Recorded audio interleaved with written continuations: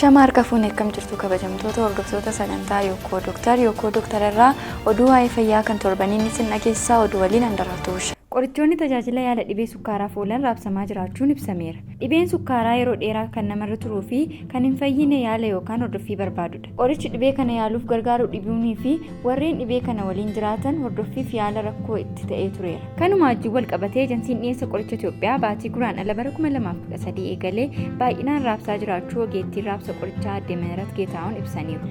Qorichoonni raabsamaa jiranis insuliinii solubilii fi insuliinii ayisoofeen baayizik jedhaman ta'uun ibsameera.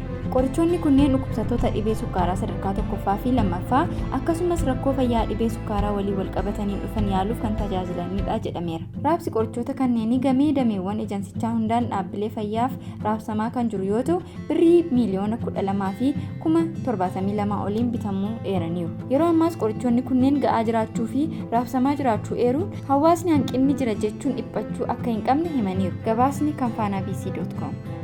Du'a haadholii persentii 50 hir'isuuf hojjetamaa jiraachuu ministeerri fayyaa beeksise.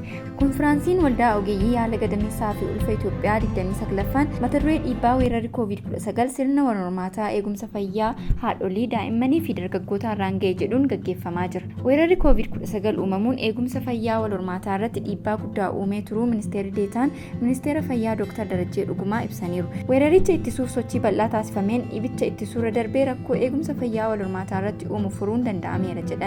Waldaan ogeeyyii yaala gadameessaa fi ulfaa Itoophiyaa du'a haadholii ittisuu irratti hojii bal'aa hojjechuu ibsaniiru. Waldichi du'aatii haadholii hir'isuuf hojii yaalaa ijaarsa dandeettii fi hubannoo cimsuu irratti hojjechaa jiru cimsee itti fufuu akka qabu ibsaniiru. Ministeerri fayyaa du'aatii haadholii persentii 50 hir'isuuf hojjechaa jiraachuu Dr. Darajjeen ibsuun karoora kana milkeessuuf karoora tajaajila maatii irraa waliin hojjechuun barbaachisaa ta'uu Dr. Darajjeen eeruun waltajjicha irratti ogeeyyiin damichaa idil-addunyaa kan hirmaatan yoo ta'u barreeffamoonni qorannoo dhiibbaa weerarri COVID-19 eegumsa fayyaa walhormaataa haadholii daa'immanii fi dargaggoota irraan ga'e ilaalchisee dhiyaateera jedhame.